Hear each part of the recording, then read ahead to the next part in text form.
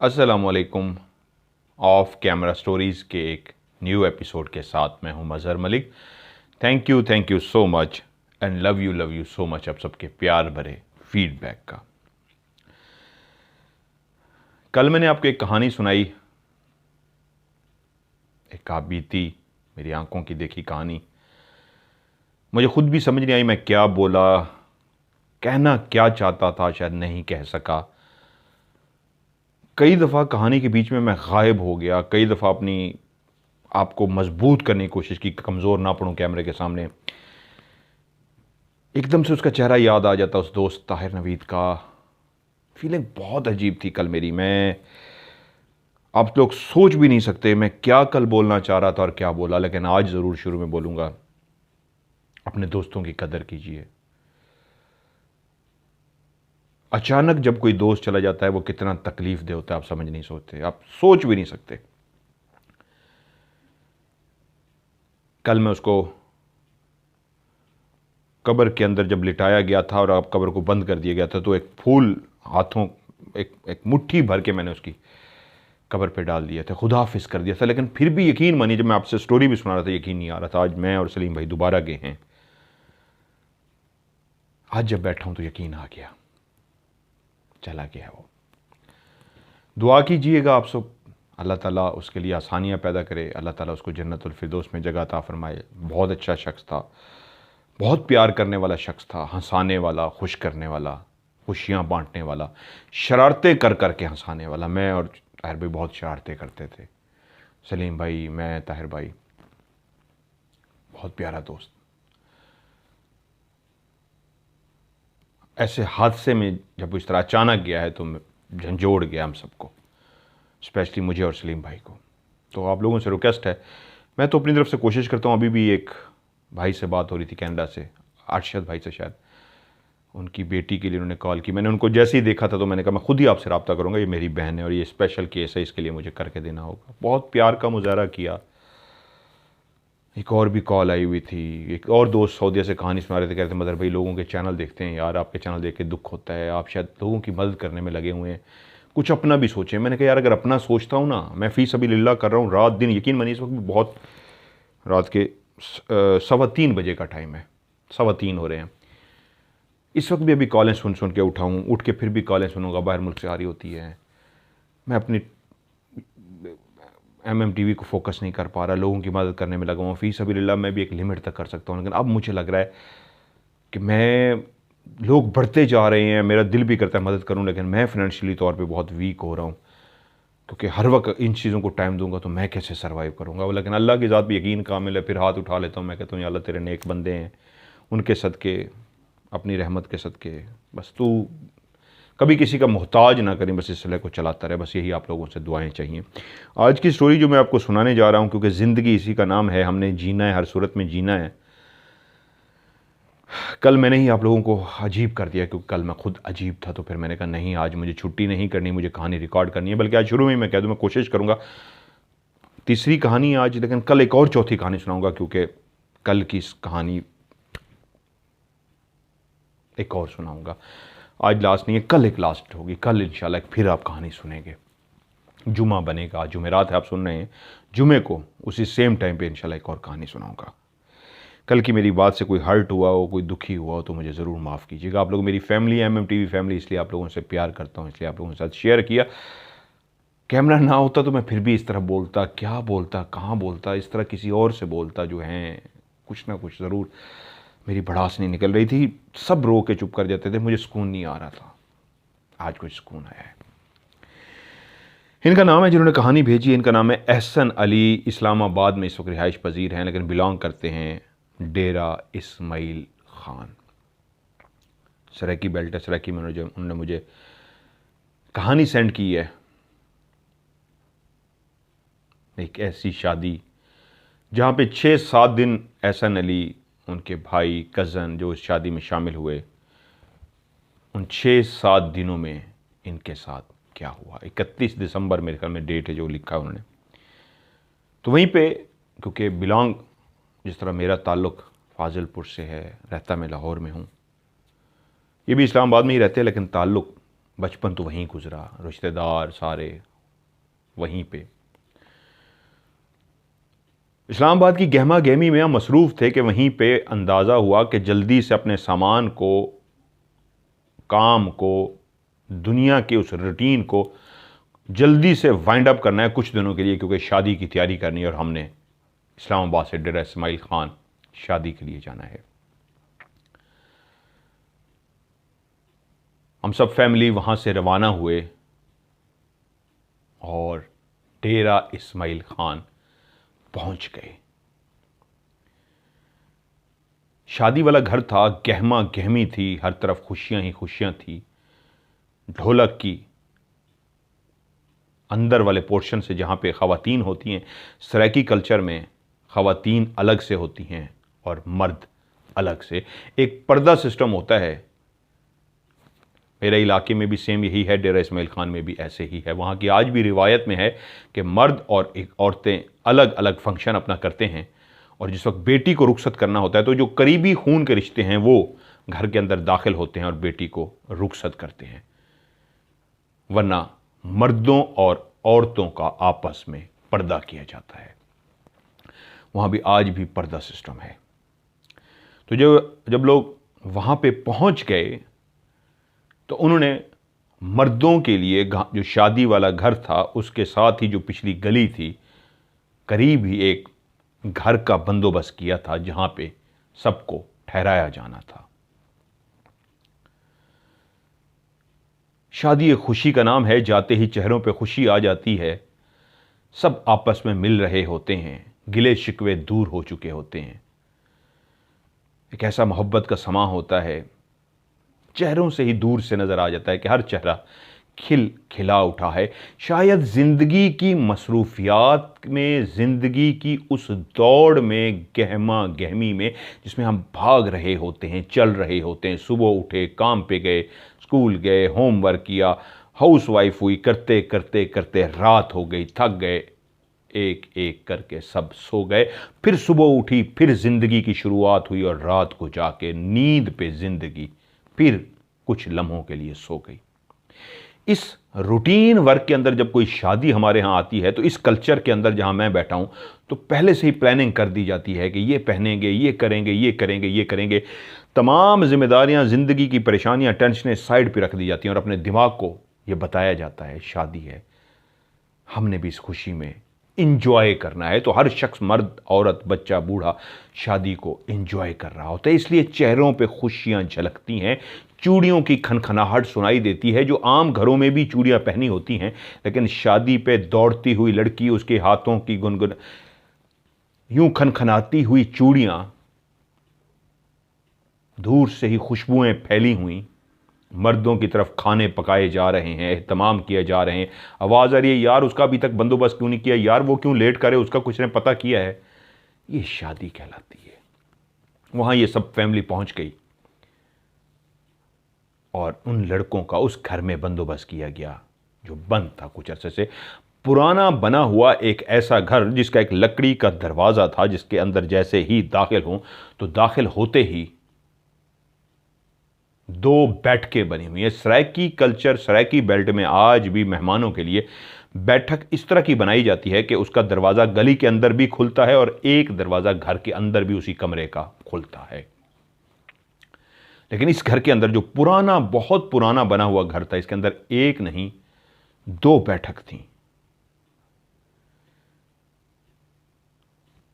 आप दरवाजे से दाखिल होते हैं तो लेफ्ट और राइट दो बैठक थी। उनसे गुजरते हुए जब आप अंदर दाखिल होते हैं तो एक बड़ा सा सहन आता है। सहन को अबूर करने के बाद एक दो कमरे बने हुए थे पुराने स्टाइल के अंदर। जब ये लोग वहाँ पे पहुँचे जहाँ पे कुछ कज़न लोगों ने, 6-7 लोगों ने वहीं पे ही अब रात को सोना था, क्योंकि दूर दराज से जो रिश्तेदार आए होते हैं तो उनको मुख्तलिफ घरों में ठहराने का बंदोबस्त किया जाता है। तो इस घर के अंदर एहसन अली, उनके भाई, उनके कज़न सब अब वहीं पे रुकने वाले थे। सामान अपना वहाँ पे रख चुके थे, जो उन्होंने कपड़े पहनने थे, तैयारी करनी थी, सब वहीं पे उन्होंने अपने बैग्स रख दिए थे। ख़वातीन जो थीं वो शादी वाले घरों में थीं। वहाँ पे भी इसी तरह मुख्तलिफ घरों का अरेंज किया गया था जहाँ पे ख़वातीन को रखा गया था और इस घर में करीबी रिश्तेदारों को। जिस कमरे के अंदर एहसन अली दाखिल हुआ उस कमरे की हालत इस तरह की थी कि सामने बहुत पुरानी अलमारियां बनी हुई थी। दीवारों को देख के नजर आता था कि इस इमारत को बहुत पहले तामीर किया गया था। दरो दीवार खस्ता सी थी, अपनी बदहाली बताती थी कि बनाए बहुत अरसा बीत गया और अब गिरा के इसको नया बनाना चाहिए। ऊपर बड़े बड़े रोशनदान थे, पुराने अंदाज के, पुराने स्टाइल के, जो आज भी मौजूद थे। और जो खिड़कियां अलमारियां बनी हुई थी वो दीवार के अंदर भी जो मॉडर्न होती हैं वैसे नहीं, पुराने स्टाइल की अलमारियां लगी हुई थी। लेकिन कमरे में दाखिल होते ही उसकी दीवारों को, उसके टूटे पलस्तर को, नीचे गिरती मट्टी को देख के अंदाजा हो जाता था बहुत पुराना है ये घर, बहुत पहले इसको बनाया गया था। अब जरूरत है इसको गिरा के नया बनाया जाए। लेकिन अभी भी ऐसे शहरों में बहुत सारे ऐसे मकानात मौजूद हैं जो बहुत ही पुराने हैं। दूर से गुजरते हुए एक निगाह से देख लें तो हाल सुना देते हैं, हम बहुत पुराने जमाने के हैं। सामान वगैरह रख के शादी वाले घर की तरफ सब चले गए। एहसन भी उन लोगों में शामिल था जो शादी वाले घर में एंजॉय करते रहे।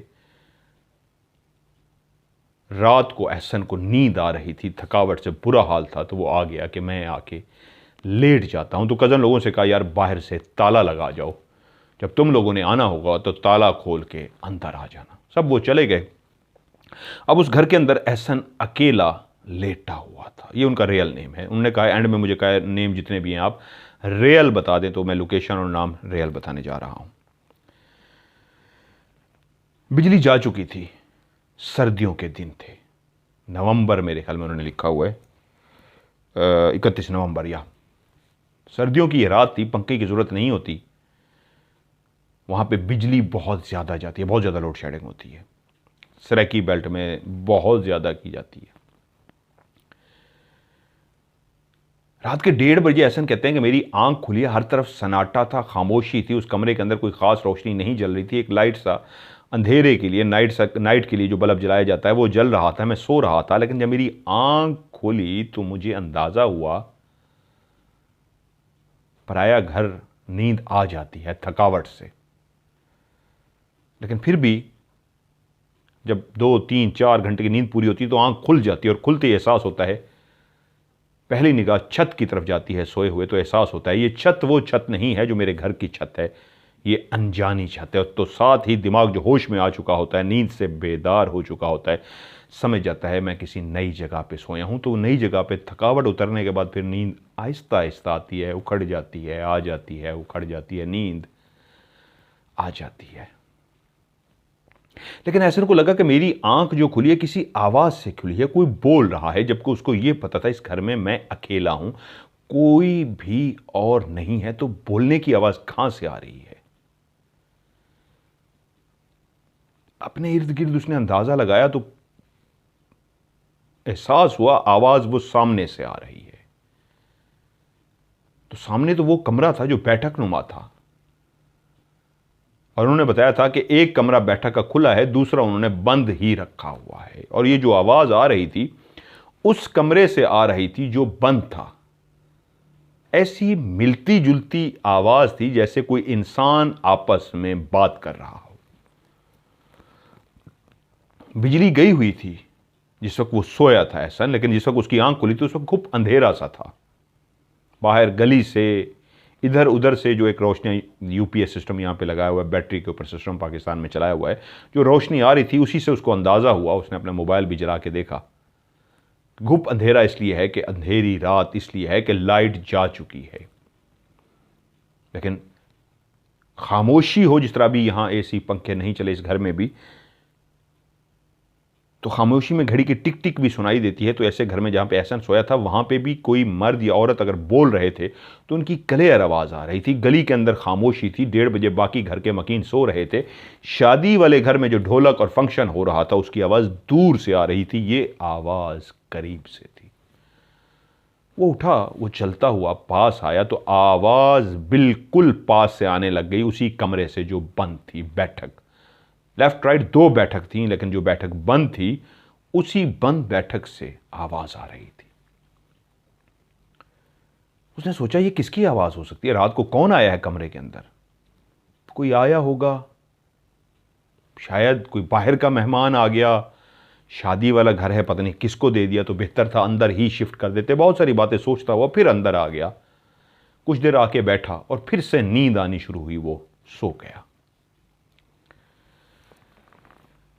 जब वो सुबह उठा, नाश्ता वगैरह वहीं जो करीब ही घर था वहां से नाश्ता वगैरह किया, तो उस कमरे के बारे में दरियाफ्त किया कि उधर कौन है। तो उन्होंने बताया वो कमरा मुस्तकिल तौर पर बंद है, और उसकी रीजन ये है कि वहां पे खुद ब खुद उस बैठक के अंदर आग लग गई थी। कोई भी अंदर नहीं था और आग इस तरह भड़क उठी थी कि पूरे कमरे को जला दिया था। उसके बाद उस कमरे को मुस्तकिल बंद कर दिया गया है, अभी भी वो बंद है। वो खामोश सा हो गया क्योंकि उस घर में और लोगों ने भी उसके साथ रहना था।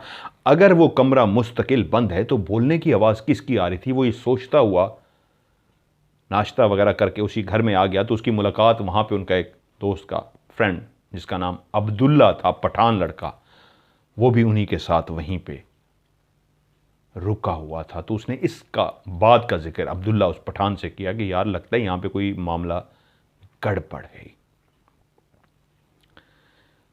वो जो पठान था वो बड़ा दिलेर था और कहता है यार तुम तो ना ऐसी ही बातों पे वहम करते हो कि गड़बड़ है, आते ही पुराना घर बना हुआ है, इसमें क्या हो सकता है?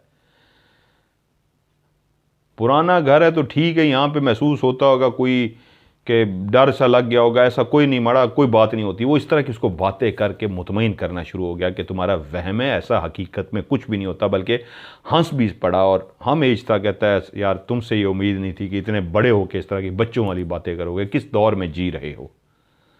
कौन सी किस्से कहानियां पढ़ते रहते हो, प्रोग्राम देखते हो जो तुम इस तरह की बातें कर रहे हो? यार ना सोचा करो इस तरह। उसने उसका मजाक उड़ाया, हंस पड़ा शरारतन कि ये मतलब इतना बड़ा हो कैसे डर रहा है। कि ये नेक्स्ट डे था, एहसन कहता है कि मेरी तबीयत ठीक नहीं थी और दिन का टाइम था, मैं आके सो गया, सर में शदीद दर्द हो रहा था, शोर शराबा, थकावट, ऐसी बहुत सारी चीज़ें होती जिस तरह आज मेरा भी सर, इस वक्त ये वाली जो जगह हैं ये सारा फट रहा है, शायद बहुत ज़्यादा रोने की वजह से, नींद पूरी नहीं हुई, बेसकूनी की वजह से, लोगों की कॉलें भी सुन रहा हूँ, आज लेटर रहा हूँ, कोई काम नहीं किया, कॉल सुनता रहा हूँ, कॉल सुन सुन के बहुत सारी चीज़ों, मेरा ये दिमाग अपना फट रहा है आज। लेकिन फिर भी मैंने आपकी ऑफ कैमरा स्टोरी की छुट्टी नहीं की। बोलता हूँ यहाँ पे इस वक्त चोट थोड़े लग रहे हैं, लेकिन मैं फिर भी कहानी सुना रहा हूँ। उनकी भी कोई तबीयत एहसन की इस तरह की ख़राब थी, वो आगे लेट गया। ये दिन की रोशनी थी और वो दिन के टाइम पे लेटा हुआ था कि उसकी आंख फिर से खुली, और जब उसकी आंख खुली तो खुलते ही कानों ने उसको कहा कि एक आवाज़ है जो हमने सुनी है जिससे तुम जागे हो, और वह आवाज़ थी सामने मौजूद खिड़की की जो टक टक टक टक टक टक टक टक टक टक टक टक टक टक टक टक बंद हो जाती थी। उसकी आंखें उसी खिड़की की तरफ टिक गईं जो अभी उसके सामने बंद हुई थी। इसी तरह एक शोर करती हुई गई थी, वापस उसने शोर किया, टक टक टक टक टक टक टक टक टक टक टक टक टक टक टक। कोई खिड़कियां जिनमें तेल वगैरह ना दिया हो, जंग आलूद हो चुकी हो, पुरानी हो चुकी हो, तो खुलते हुए एक मखसूस शोर सा पैदा करती हैं। तो वो खिड़की खुल रही थी और बंद हो रही थी। हवा तो नहीं थी, सर्दियां थी, पंखा भी बंद था, कोई चीज और नहीं हिल रही थी कि एहसास होता अंदर से कहीं से हवा आ रही है। तो खिड़कियां तो और भी थी, तो वो वाली खिड़की कौन था जो खोल रहा था या खुद ब खुद खुल रही थी, बंद हो रही थी? अगर लूज ही थी तो एक ही दफा बंद हो जाती, वापस नहीं आ सकती थी। वो उसकी आंखों के सामने दोबारा से खुली और टक टक टक टक टक टक टक टक बंद हो गई। ची ची फिर बंद हो गई। अब वो हैरान हुआ, ये क्या मंजर है? ये मैं आंखों से देख रहा हूं, इस वक्त नींद से जाग चुका हूं, मेरी आंखें क्लियर देख रही हैं, ये क्या मामला है? उसके अंदर थोड़ा सा एक खौफ पैदा हुआ, लेकिन साथ ही उसको आवाज आई उसके चाचू, जिनका नाम है उमैर, उनके चाचू उमैर, और उनके साथ एक और बंदा नीचे ज़मीन पे लेटे हुए थे, और उनकी चाचू की और उस बंदे की खराटे लेने की बाकायदा आवाज़ आ रही थी। वो गहरी नींद में थे और खराटे ले रहे थे। उसकी निगाह जैसे ही चाचू पे गई और उसके साथ एक सोए हुए और भी किसी बंदे पे गई, दिल को तसल्ली हुई, मैं अकेला नहीं हूं इस कमरे में, चाचू भी हैं, अब टेंशन की कोई बात नहीं। ये इंसान की नेचर है, जब भी अकेला होता है खौफजदा हो जाता है, एक बंदा भी उसके साथ हो तो उसको हौसला सा आ जाता है, उसको हौसला आ गया और फिर उसने अपनी आंखें बंद की कि फिर थोड़ी देर में फिर सो जाता हूं। वो कहता है मेरी फिर से आंख लग गई और मैं सो गया। उस बात से बेशक मैं खौफजदा था, लेकिन चाचू की मौजूदगी, उनका सोए होना, खराटे लेना, इस एहसास को, जो खौफ का एहसास था, ख़त्म कर गया और मैं दोबारा से सो गया। 10 से 15 मिनट गुजरे होंगे कि फिर से मेरी आंख खुल गई कि यार उठ जाना चाहिए, वो क्या कहेंगे घर वाले, शादी में आया है और शख्स सोया हुआ ही है। मैं उठा, दोबारा से चाचू की तरफ देखा तो चाचू जा चुके थे। जो साथ सोया हुआ शख्स था वो भी उठ गया था, वो भी चले गए थे, लेकिन साथ ही निगाह उसी अलमारी की तरफ गई तो अभी तक जो रुकी हुई थी, जब मैंने चाचू को देखा तब भी आवाज़ नहीं आई, लेकिन जैसे ही अलमारी की तरफ आवाज़ गई तो दोबारा से एक और अलमारी, अब वो नहीं, एक और अलमारी करके खुलती हुई महसूस हुई। एकदम से खौफ की लहर एहसन के जिस्म में आई और एहसन अली कहता है मैं वहां से खड़ा हो गया और सीधा चलता हुआ बाहर आ गया। कज़न लोगों को फ़ोन किया कि यार कहाँ हो? उन्होंने कहा यार हम बाहर हैं। बाहर से ताला लगा के गए? उन्होंने कहा हाँ यार तुम्हारी तबीयत ठीक नहीं थी, हम बाहर से ताला लगा के गए हुए हैं, और यार ताला खोल दो। तो उन्होंने कहा यार हम फंसे हुए हैं, हमें देर लग जाएगी, रुक जाओ, हम थोड़ी देर तक आएंगे, अभी हम नहीं आ सकते, अभी हम दूर हैं और फंसे हुए हैं। तो कहता है मैं परेशान हो गया, अब मुझे गुजर के उन बैठक के अंदर से जाना था जिसके बारे में मुझे पता लगा था आग लगी है और मुस्तकिल उसको बंद है, मैं उस तरफ से नहीं गुजरना चाह रहा था। तो मैं दीवार के पास ही खड़ा था और फ़ोन पे बात कर रहा था, तो बाहर से किसी ने मेरी आवाज़ सुन ली और एक लड़के ने कहा ऊंची आवाज़ में, ये जो बैठक का रास्ता ना, इसके ज़रिए भाई गली में बाहर आ जाओ, इसको खोल के बाहर आ जाओ। क्योंकि मैं फ़ोन पे बात कर रहा था और ऊंची आवाज़ में बोल रहा था यार बाहर तो ताला लगाओ, मैंने निकलना है, तो किसने सुन लिया बाहर से। और जब उन्होंने वो मशवरा दिया तो कहता है मैंने दूसरी बैठक जिसमें हम बैठ भी चुके थे वो ओपन थी, हम बैठते भी थे, हमने मैच वगैरह भी कज़न लोगों ने बैठ के देखा था, उसके अंदर मैं दाखिल हुआ और गली वाला दरवाज़ा खोल के मैं उस बैठक के ज़रिए बाहर निकल गया। उसी शाम सब शादी में जहां मसरूफ़ थे, वो पठान लड़का जिसका नाम अब्दुल्ला था, वो रात को कहीं शाम के टाइम ही घर पहुंच गया। वो कुछ देर सोना चाहता था। शादी के मौके पे सबका शेड्यूल, सोना, उठना, बैठना, खाना, किसी का भी फिक्स नहीं था। जिसका दिल चाहता सो जाता, जिसका दिल चाहता वो रात सारी जागता रहता और सुबह होते ही फिर से कामों में मसरूफ़ होता, सोता ही ना। तो जब शदीद थकावट होती, दिन के किसी लम्हे 1-2 घंटे सो जाता, शाम को सो जाता। अमूमन शादी में ऐसा ही शेड्यूल होता है कि कोई शेड्यूल नहीं होता। उस रात पठान अंदर लेट गया। उसको लेटे हुए कुछ देर ही हुई थी कि उसके कानों ने भी एक ऐसी आवाज सुनी जिससे वो चौंक के उठ बैठा। उस घर में कोई विस्पर वाले अंदाज में बात कर रहा था, क्या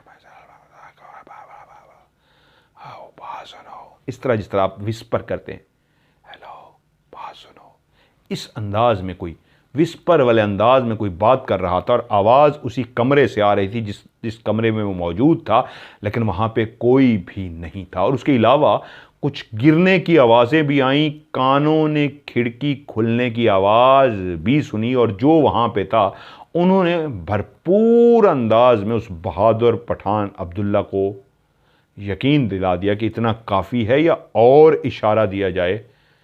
तो फौरी तौर पे उसने नमाज पढ़ी और सजदे में गिर गया कि भाई जब तक वो नहीं आते मैं तो सजदे में रहूं, यहाँ गड़बड़ है।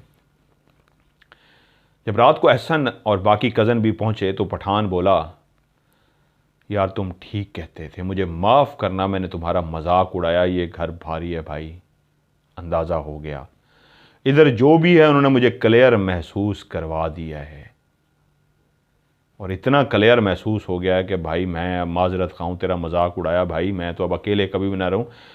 मैं बहादुर हूं, डरता नहीं हूं, लेकिन आज इतना डर लग गया था कि फिर मैं नमाज में ही रहा हूं, सजदे में ही रहा हूं, मैं बस पढ़ता ही रहा हूं, नमाज पढ़ता रहा हूं जब तक आप लोग आए नहीं हो।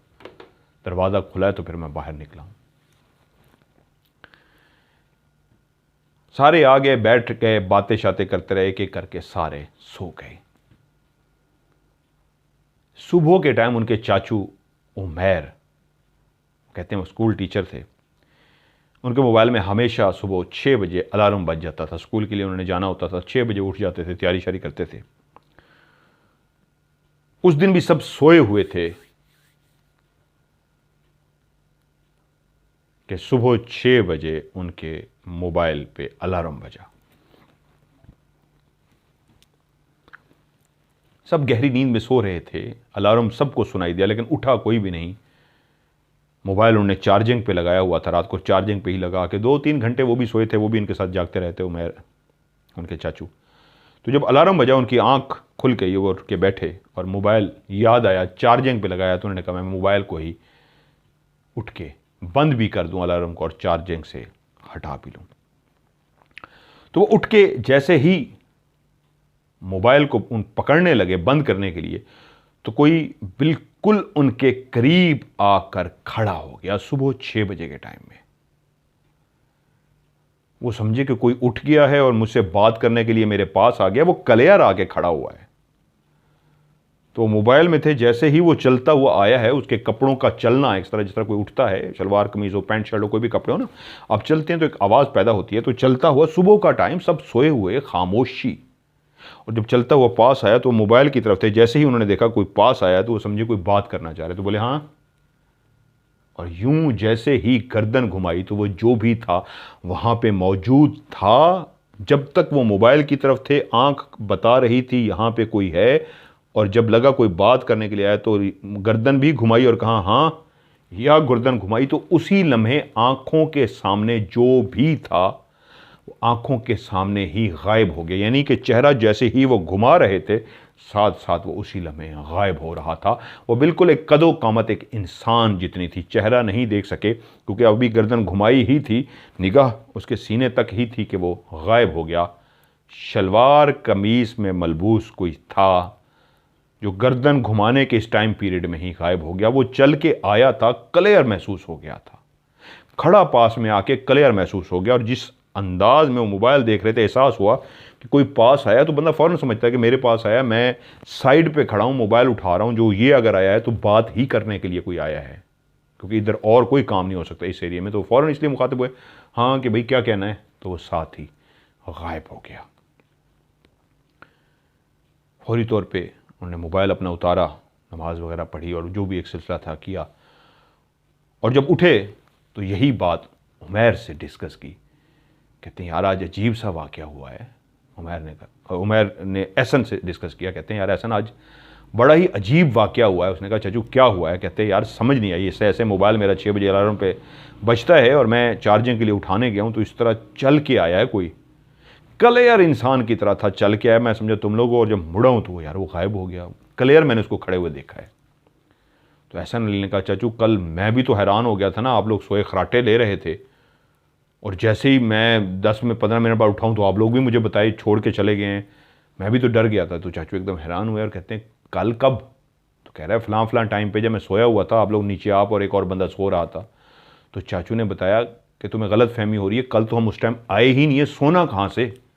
मैंने कहा नहीं आप फ़लाँ जगह पे नीचे सो रहे थे और एक बंदा भी आपके सो रहा था, आप खराटे ले रहे थे, मुझे ये खिड़की की आवाज़ आई थी, मैं भी आपको नहीं बता सका, मैं भी डरा था इस खिड़की के इस तरह खुलने और बंद होने से।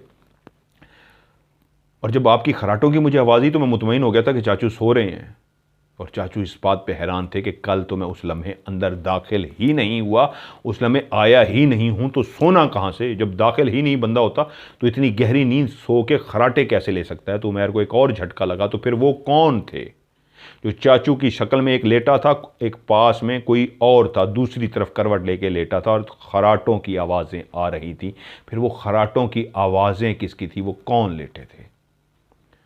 और उसी मेहंदी की रात को जो वाक़या हुआ, उनकी एक फुफ्फो उसी शादी वाले घर में, बाकायदा ख़वातीन तैयार होती हैं। एक शादी का ही इवेंट ऐसा होता है हमारे यहाँ, जब ख़वातीन जोश व खरोश से, खुशी से एक दूसरे को दिखाने के लिए लहंगा पहनती हैं, महंगा बेहतरीन लिबास का इंतखाब करती हैं, खुशबुएँ लगाती हैं, बेहतरीन मेकअप करती हैं, ज्वेलरी पहनती हैं और भरपूर अंदाज में तैयार होती हैं। ये एक खुशी का समा होता है और उस खुशी में हिस्सा डालने के लिए, पार्टिसिपेट करने के लिए इंसान इस अंदाज में तैयार होता है कि मैं भी इस खुशी में इतना खुश हूँ कि अपने आप को इतना आज तैयार किया है। वो भी एक बेहतरीन अंदाज में तैयार हुई, उन्होंने खुशबुएं लगा रखी थी, गहने पहन रखे थे, सोने के जेवरात पहन रखे थे, लेकिन वहीं पे ही अचानक से उनकी तबीयत ख़राब हुई मेहंदी वाली रात में और वो गिर सी गई, बेहोश सी हो गई, हाथ पांव उनके मुड़ गए थे।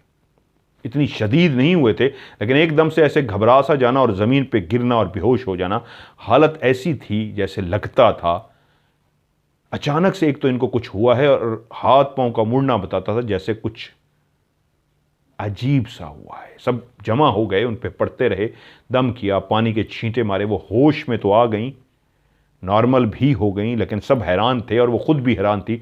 ज़िंदगी में ऐसा पहली दफ़ा हुआ था कि उनको इस तरह चक्कर से आए थे और वो इस तरह बेहोश हो गई। और जब उनको बताया कि आपके हाथ पांव भी टेढ़े मेढ़े थे तो वो हैरान हो गई थी कि मेरे हाथ पांव कभी इस तरह टेढ़े मेढ़े नहीं हो सकते। वो टेढ़े मेढ़े से मुराद थी जैसे किसी के अंदर किसी की हाज़िरी या किसी का साया आ जाता है और हाथ पाँव टेढ़े हो जाते हैं, तो इस अंदाज में हाथ पाँव टेढ़े थे। और वो खुद इस बात पर हैरान थी कि ऐसा हो नहीं सकता, क्योंकि वो खुद बेहोश थी, ना वाकिफ़ थी कि वो किस अंदाज में गिरी थी और उनके साथ क्या हुआ था। लेकिन बहुत सारे समझदार जो बुज़ुर्ग थी उनको इतना एहसास हो गया था कि उनका इस तरह बनना संवरना, शादी में इस तरह तैयार हो के खुशबू लगा के गहने पहन के खड़े होना, जैसे किसी अनदेखी मखलूक, ना नज़र आने वाली मखलूक को बुरा सा लगा और उसी मखलूक के अटैक करने पे ना सिर्फ वो बेहोश होकर नीचे गिरी बल्कि उनके हाथ पांव भी मुड़ गए। अल्लाह की रहमत ये हुई कि वो जल्द ही होश में भी आ गईं और हाथ पांव भी ठीक ठाक थे। अब शादी का फंक्शन, शादी का माहौल अपनी जगह पे कायम व दायम था। सब भरपूर अंदाज में शादी में शिरकत कर रहे थे। इस घर में भी जो वाक़यात हो चुके थे वो भी सबको अंदाज़ा था, लेकिन उसके बावजूद सब उसी घर में बैठते खेलते, वो कहते हैं हम ताश खेलते, गपशप करते लगे हुए थे। एहसान अली कहते हैं मैं डरता क्यों नहीं, मैं भी एक इंसान हूं, मेरे अंदर खौफ क्यों नहीं था, जितना बाकियों के अंदर था मेरे अंदर उतना खौफ नहीं था। उसकी रीज़न, ज़िंदगी में एक ऐसा पल भी आया कि कहीं पे कोई लड़ाई हो गई थी और लड़ाई इस तरह की हुई कि वो शदीद शिद्दत इख्तियार कर गई, बहुत ज़्यादा हो गई लड़ाई। और जब वो अपने घर पहुंचा तो उसको पीछे से पता लगा कि वो जिनके साथ लड़ाई हुई है वो असला लेकर तुम्हारे पीछे आ रहे हैं। बेहतर ये है तुम घर से दूर चले जाओ, एक रात के लिए कहीं गायब हो जाओ, जब तक बात सुलह की तरफ नहीं जाती। अगर तुम जितने वो गुस्से में हैं और लड़ाई जितना ज़्यादा हो चुकी है, अगर कहीं तुम्हारा आमना सामना उनसे हो गया और वो जितना गुस्से से भरे हुए असला उठाए हुए हैं वो फ़ौरन असले का इस्तेमाल करेंगे, तुम्हें नुकसान पहुंचा सकते हैं, गोली चला सकते हैं। इसलिए बेहतर है आज रात कहीं पे भी छुप जाओ। और वो तुम्हारे दोस्तों को भी जानते हैं कि तुम कहाँ कहाँ पे छुप सकते हो सकता है वो वहाँ पे भी छापे मारें। इसलिए ऐसी जगह पे निकल जाओ जहाँ पे कोई भी तुम्हारा पीछा ना कर सके। अब जब आपको ये लगे कि एक लड़ाई इस नौबत तक चली गई है कि वो वाकई मुझे मार सकते हैं, जान से भी मार सकते हैं, तो एक ऐसा खौफ होता है जान से मारे जाने का, किसी के साथ भी हो तो हर खौफ ख़त्म हो जाता है, उस वक्त आपको मौत नज़र आती है। तो कहते हैं मैं चलता हुआ एक ऐसी जगह का इंतखाब कर चुका था जहां वो नहीं सोच भी नहीं सकते थे और वहां पे पहुंच भी नहीं सकते थे। वो पुराना कब्रिस्तान था और मैं उस कब्रिस्तान के अंदर चला गया और मैंने फैसला किया था कि वो रात मोबाइल बंद करके मैं वहीं पे गुजारूंगा और जब सुबह होगी और मैं राब्ता करूंगा और मुझे बताएंगे कि हाँ मामलात बेहतर हो गए हैं तो फिर मैं यहाँ से चला जाऊंगा। और वो कहते हैं जब मैं उस रात में वहाँ उस कब्रिस्तान में पहुँचा और एक ऐसी जगह का मैंने इंतखाब किया जो दरख्तों में घिरी हुई थी।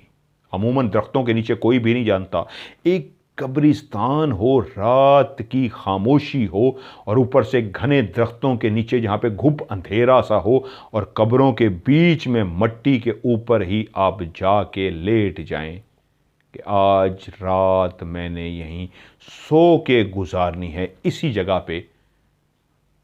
तो वो वही शख्स रात गुजार सकता है जिसको मौत का खौफ हो। जब मौत का खौफ हो तो जिन्नात का खौफ खत्म हो जाता है।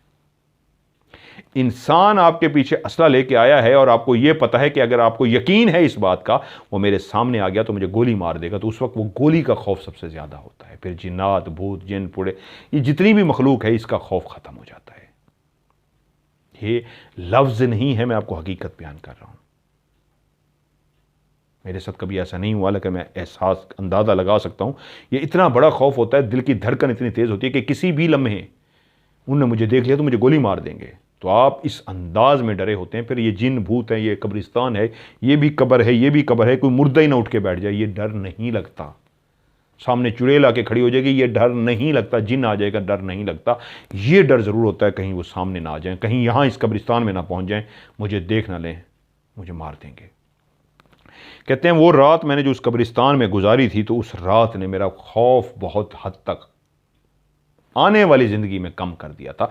उस रात तो जो भी खौफ से मेरी रात गुजरी ही गुजरी, एक खौफ, मौत का खौफ, जिन्नात का नहीं। लेकिन उस रात वहां जागता भी रहा, सोता भी रहा। नींद तो कांटों पे भी आ जाती है, नींद आ भी जाती, जाग भी जाता। जैसे कैसे जब वो एक रात वहां पे गुजार ली थी, तो फिर जिंदगी में हर चीज का खौफ बहुत कम हो गया था। उस रात इतना मौत को यूं करीब से महसूस किया था, देखा नहीं था, महसूस किया था कि किसी लम्हे भी ऐसा लगता था, खटका भी होता था तो वो आ गए हैं। वो जिन का खटका नहीं लगता था। वो खटका हो सकता किसी चुड़ैल ने किया हो, खटका हो सकता किसी भूत प्रीत ने किया हो, लेकिन उसको लगता था ये खटका उनका है, वो आ गए हैं कहीं। और वो देखता, असला लेके अंदर आ रहे हैं, तो कोई भी ना होता। तो उस वक्त दिमाग पे सिर्फ एक शख्स सवार थे जिनके हाथों में असला था और वो मार सकते थे। तो जो खटका, जो आवाज, कोई पत्ता भी गिरता था फर्श पे और उस पत्ते गिरने की जो आवाज आती थी, तब भी खौफ उस असले और उस इंसान की तरफ जाता था कि वो ना आ रहा हो, कहीं आके मुझे मार ना दे। तो कहते हैं वो रात जो मैंने गुजार दी थी, अब खौफ नहीं था। तो इस घर में जो वाकयात हो रहे थे या जो होने जा रहे थे, मैं खौफजदा तो था, ना होने के बराबर इंजॉय कर रहा था। क्योंकि अब एक ऐसी रात आने वाली थी जिसमें हम लोगों ने आखिरी रात इस घर में गुजारनी थी। 7वां दिन था हमें, और हमने फिर चले जाना था। उस रात को कहता है मैं था, मेरा भाई बंटी जिसको हसन कहते हैं, और कज़न जो इसका हम एज था जिसका नाम अहमद है, और अहमद के 2 छोटे भाई, ट्विन्स हैं दोनों, एक का नाम अब्दुल्ला और एक का नाम बासित, और इनके चाचू उमैर और वो पठान अब्दुल्ला। ये 7 लोग बनते हैं। एहसन का भाई बंटी और उसका चाचू उमैर, अहमद कज़न और उसके 2 जो भाई थे, वो जो दोनों भाई थे, ट्विन्स थे, जिनका नाम उन्होंने बताया है अब्दुल्ला और बासित। इनकी उम्रें 18 साल के करीब थी, और इनका जो भाई था एहसन का छोटा बंटी हसन, उसकी उम्र भी 18 साल थी। ये तीनों लड़के अपने अपने बिस्तर में बैठे उस रात मोबाइल के ऊपर लगे हुए थे, टीनेजर थे। तो ये तीनों मोबाइलों पे लगे थे और बाकी सारे जमीन पे बैठे ताश खेल रहे थे। अहमद भी, एहसन भी, उमैर भी, अब्दुल्ला भी। 4 लोग ये थे और 3 मोबाइलों में लगे थे। ताश खेलते खेलते एकदम से एक वाइपर जो बिल्कुल साइड पे रखा हुआ था, किसी को उसके ऊपर फोकस ही नहीं था, कब का रखा हुआ था, किसने रखा था, किसी को नहीं पता था कि वो वाइपर एकदम से अपनी जगह से हिला, और जब ज़मीन पे गिरा तो अच्छा खासा उसने शोर पैदा किया। सब अपने काम को, ताश वाले भी ताशों को छोड़ के, और मोबाइलों में जो तीनों नौजवान लगे थे मोबाइलों को छोड़ के उसी तरफ उन्होंने फोकस किया, तो वाइपर गिर चुका था। तो मजाक में एक, चारों जो नीचे बैठे थे, एक ने कहा लो अभी शरारतें शुरू हो गई। फिर गेम की तरफ मुतवज्जो हो गए। थोड़ी देर के बाद ही वही अलमारी जो टिक टिक टिक टिक टिक टिक टिक टिक टिक टिक टिक करते हुए खुल जाती थी, कुछ लम्हे बाद ये अलमारी खुद ब खुद आवाज, रात की खामोशी में शोर पैदा करते हुए चें खुल गई। अब वो जो शोर कर रहे होते हैं, हाँ अब तेरी बारी है, ये कर, ताश खेलते हुए कर रहे होते हैं, तो जैसे ही वो आवाज़ आई तो सबकी आवाज़ बंद हो गई, चुप से हो गए, फोकस किया उसी अलमारी की तरफ, सबकी निगाहें उस अलमारी की तरफ थी, सबकी आंखों के सामने चें करके वो खुल गई, और वो तीनों नौजवान जो अपने अपने बिस्तर में मोबाइलों पे लगे थे वो भी अलमारी को देखना शुरू हो गए। अभी सबका फोकस अलमारी की ही तरफ था कि पास रखा हुआ कोई लकड़ी का टुकड़ा सा था क्या था, अलमारी के अंदर रखा हुआ था, जिसमें अलमारी में फंसाया होता है कि खिड़की खुल ना जाए, जो लोहे की बनी होती है। तो वो खटक करके नीचे ज़मीन पे गिरा। अभी तक वो उस खिड़की को देख रहे थे, तो साइड वाली वो लकड़ी का जो बड़ा सा टुकड़ा था, जैसे ही ज़मीन पे गिरा तो बात और क्लियर हो गई। पहले वाइपर का गिरना, फिर उसका गिरना, और साथ ही उसका गिर जाना सबके लिए ये क्लियर मैसेज था कि इस जगह पे कोई और भी है जो इस वक्त अपनी मौजूदगी का एहसास करा रहा है। अब ये वाइपर का गिरने के बीच में तो गैप था थोड़ा सा, उसके बाद खिड़की खुली थी, लेकिन खिड़की के खुलते ही उस लकड़ी का जो गिर जाना था, तो ताश की गेम भी रुक गई और वो नौजवान भी मोबाइल छोड़ के फोकस करना शुरू हो गए कि ये क्या हो रहा है। कि वहीं पे ही उनके करीब ही एक, जैसे कोई जूता घिसा के चलता है, पांव, बहुत सारे लोग जूती को उठा के चलते हैं और किसी की आदत होती है जूती को ज़मीन पर रख के घिसा के चलते हैं, तो पांव घसीटने की आवाज़ आती है। तो साथ ही ऐसे घसीटने की, पांव घसीटने की आवाज़ आई। तो एहसान अली जो इंजॉय कर रहा था उस माहौल को, डर नहीं रहा था, साथ ही बोला छोड़ो छोड़ो यार इन चीज़ों को, जो भी हो रहा है छोड़ो, तुम अपना ताश खेलो है, तुम लोग अपना मोबाइल पे लगो, कुछ नहीं है, छोड़ो इनको, क्योंकि अब क्लियर हो चुका था। वाइपर गिरा, खिड़की हिली, लकड़ी का फट्टी सी गिरी, और अब पाँव कोई घसीट के चला है बिल्कुल पास, ये एहसास दिलाने के लिए कि लो मैं चल भी रहा हूँ। तो उसने इंजॉय करते हुए कहा कुछ खैर है यार, कुछ नहीं होता, तुम लोग अपना मोबाइल पे खेलो, चलो यार ताश शुरू करो। कि वहीं पे एक कुशन टाइप जो पड़ा हुआ था, थोड़ी ही देर के बाद ये जैसे ही अपने ताश की तरफ लग गए, वो कह रहे मैं कोशिश कर रहा था कन्वर्ट करूं सबको, कि बहलाऊं, माहौल को बेहतर करूं, खौफ की फ़ज़ा ख़त्म हो, तो वो छोटे भी ना डर जाएं तीनों नौजवान, और मैं भी उनको कह रहा हूं चलो यार तुम गेम की तरफ लगो। अभी हमें शुरू किए हुए थोड़ा सा ही टाइम हुआ था कि वो जिस तरह नीचे बिछाने के लिए गद्दियाँ सी बनाई होती हैं, वो एक गद्दी ऐसे बाकायदा अपनी जगह से उठी है, गोल सी घूमी है, और घूमने के बाद 10 ज़मीन पर गिर गई है।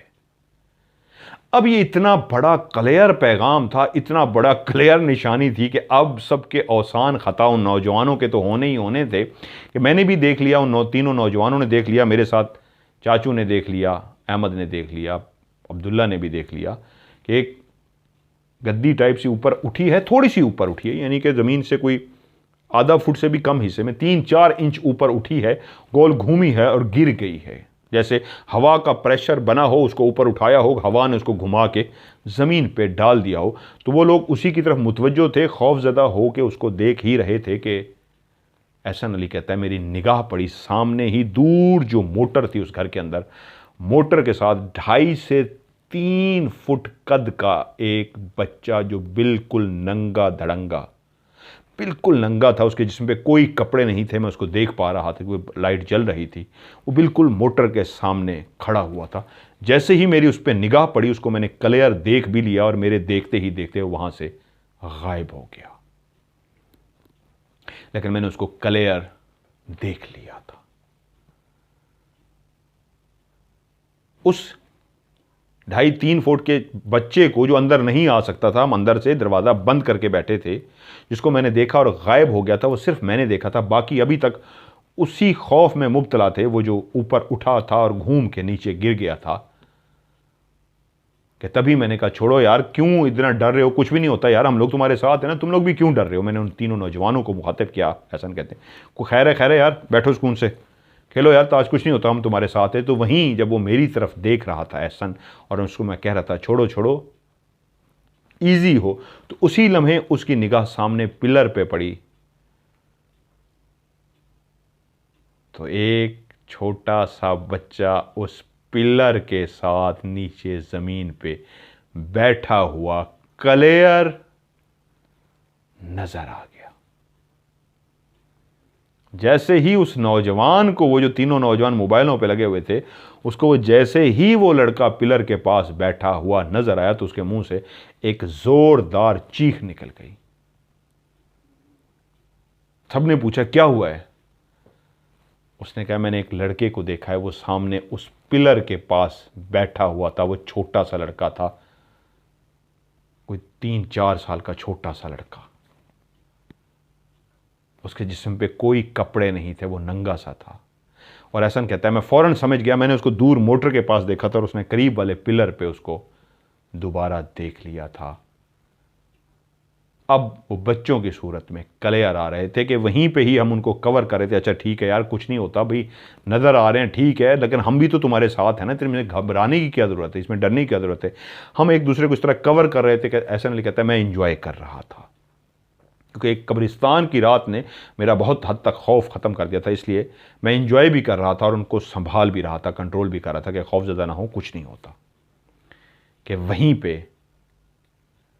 अहमद ने या उमैर ने बाहर क्लियर एक ऐसे जानवर को देखा जिसकी शक्ल एक कुत्ते की जिसामत जैसी थी, लेकिन कद में वो काफ़ी बड़ा था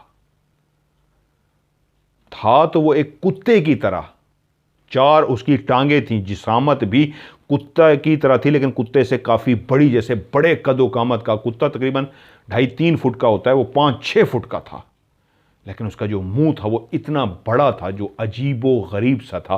वो किसी कुत्ते का मुंह नहीं हो सकता, किसी बड़े जानवर का, जैसे शेर का या उससे भी बड़े जानवर का बड़ा सा मुंह होता है, वो ऐसे चलता हुआ सा जा रहा था। और जैसे ही उसने उसको देख लिया तो उसके मुंह से भी चीख निकल गई कि नहीं, ये बहुत ज्यादा है। 4 टांगें थीं, दुम भी थी और क्लियर नजर आ गया, लेकिन मुंह जो था वो इंसानी मुंह की तरह तो नहीं था, लेकिन मुशाहबत कह सकते हैं, लेकिन बहुत अजीब व गरीब सा था और बहुत बड़ा मुंह था और कुत्ते के साइज से भी वो बहुत बड़ा था। वो कुत्ता नहीं हो सकता, वो भेड़ बकरी भी नहीं हो सकती, उसका मुंह इस तरह का नहीं था, लेकिन वो बहुत ही खौफनाक अजीब व गरीब सा था। और वो जैसे ही गुजरा और उसके मुंह से चीख निकली है, तो वो कहता है जैसे ही मैंने चीख मारी है वो मेरी आंखों के सामने गायब हो गया। तो उसके बाद वो तीनों नौजवान खड़े हो गए, कहते नहीं हमें नहीं रहना यहाँ पे, क्योंकि वो चीख से डर गए थे। अभी तक उन्होंने पूछा नहीं था कि चीख क्यों मारी है। तो जिसने देखा था वो बोल पड़ा कि यार मैंने अजीबोगरीब एक कुत्ते नुमा यहाँ पे देखा है, वो जा रहा है। तो अब मैं भी देख चुका था, नौजवान भी देख चुका, ये भी कुत्ता नुमा देख चुका, चीज़ें गिर चुकी। तो लड़कों ने कहा नहीं, हमें घर छोड़ के, हमने यहाँ नहीं रहना। आज आखिरी रात थी, लेकिन उनकी हिम्मत जवाब दे गई। वो जो भी वहाँ पे थे, जो बच्चों की सूरत में, जानवर की सूरत में, चीज़ें गिराने की सूरत में हरकतें कर रहे थे, अपना आप क्लियर महसूस करा रहे थे। तभी सबने कहा नहीं यार, अब वो डर गए हैं, नहीं रहना चाह रहे, चलो इनको छोड़ आते हैं। शायद बाकी लोग भी इस घर से कुछ टाइम के लिए बाहर जाना चाह रहे थे। वो जिस तरह की हरकतें और जिस तरह की एक्टिविटीज़ होना शुरू हो गई थी, वो चाहते थे कुछ देर के लिए हम भी बाहर चले जाएं। तो हमने कहा चलो यार तुम्हें छोड़ के आते हैं। हमने उन तीनों को साथ लिया और सब के सब घर से बाहर निकले। बाहर से हमने ताला लगाया, आहिस्ता आहिस्ता बातें करते हुए हम गए, उनको घर शिफ्ट किया। जब वो घर चले गए, उन्होंने कहा हम पहुंच गए, हम वहीं पे सोएंगे। तो हम आहिस्ता आहिस्ता बातें करते करते इस अंदाज में आए कि सुबह की अजानें हो जाएं और उसके बाद हम घर में दाखिल हों। और ऐसा ही हुआ, जब सुबह की अजानें हुई तो हम लोग भी घर के अंदर दाखिल हुए। तो उस वक्त घर के अंदर एक बिल्कुल सुकून सा था, बिल्कुल कुछ भी महसूस नहीं हुआ। हम लोग आए और वहां आके सो से गए। हम लोग जब सुबह सो के उठे, कुछ घंटे ही सोए, उसके बाद जाना था, उठे तो बुजुर्गों को बताया कि रात तो इंतहा हो गई। लड़कों ने भी बता दिया था, वो जो तीनों चले गए थे, और कह रहे हमने भी बताया कि रात तो वहां पे इंतहा हो गई है, ये क्या माजरा है, इस घर के अंदर क्या मसला है, इतना ज़्यादा हमने उनको बच्चों की सूरत में और जानवर की सूरत में और हरकतें करते हुए देखा है। तो तब बुज़ुर्गों ने बताया कि जिस जगह पे तुम्हारी रिहाइश थी, इसकी जो दीवार है, जहाँ पे वो खिड़कियाँ तुम्हें नज़र आई हैं, ऊपर रोशनदान है, इसके बिल्कुल बैक साइड पे, इसी ही खिड़कियों की जो एक तुम्हारी तरफ दीवार है, इसकी जो पीछे वाली दीवार है, वहाँ पर एक पुराना बना हुआ स्कूल है, लड़कियों का स्कूल, बहुत ही पुराना बना हुआ। ये एक बहुत ही बड़ा स्कूल है, आज भी वहाँ पर लड़कियाँ पढ़ती हैं। उसमें काफ़ी घने दरख्त भी लगे हुए हैं, बहुत बड़ा ग्राउंड है उसका। और ये उस दौर के स्कूल बने हुए हैं जिनके नंबर भी क्या होते थे, स्कूल का नाम नहीं होता था। 3 number school, 4 number school, 5 number school, बहुत पुराने वक्तों पे नाम नहीं होते थे, नंबर होते थे। कौन सा स्कूल है जी? 4 नंबर स्कूल, 3 नंबर, बहुत पुराने बात। तो वो जो इसी तरह के नंबरिंग वाले स्कूल है, वो एक स्कूल है। उसकी बिल्डिंग, छोटी छोटी कमरे हैं, छोटी सी आगे जाके बिल्डिंग बनी हुई है, पुराने दौर के कमरे बने हुए हैं, बहुत पुराने। जिस तरह ये घर पुराना है, ये घर तो बहुत बाद में बना, स्कूल इस घर से भी काफ़ी पुराना है, जिससे अंदाज़ा आप लोग लगा सकते हैं कितना पुराना होगा। तो वहाँ पे बहुत अरसा पहले, अब की जो लड़कियां पढ़ रही हैं वो इस बात को कोई कोई जानता है लेकिन ज़्यादा नहीं जानता। बहुत अरसा हुआ कि ब्रेक का टाइम था, दिन का टाइम था,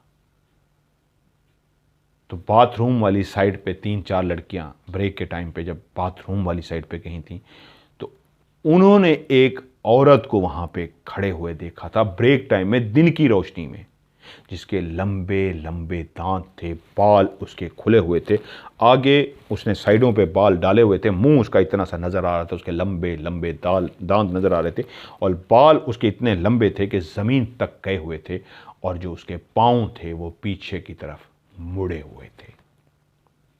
नाक उसकी चूंच की तरह थी, चेहरा उसका बहुत ही झुर्रियों भरा काला स्याह चेहरा था, चूंच वाला एक चेहरा था, काला स्याह लंबी सी नाक, और लंबे लंबे दांत बाहर निकले हुए थे, बाल जमीन तक, कितने बड़े बाल के जमीन तक, उसके बावजूद उसके पांव नजर आ रहे थे, साइडों पे गिरे हुए थे, पांव उल्टे थे। तो लड़कियां चीखना शुरू हो गई थी और बेहोश हो गई थी।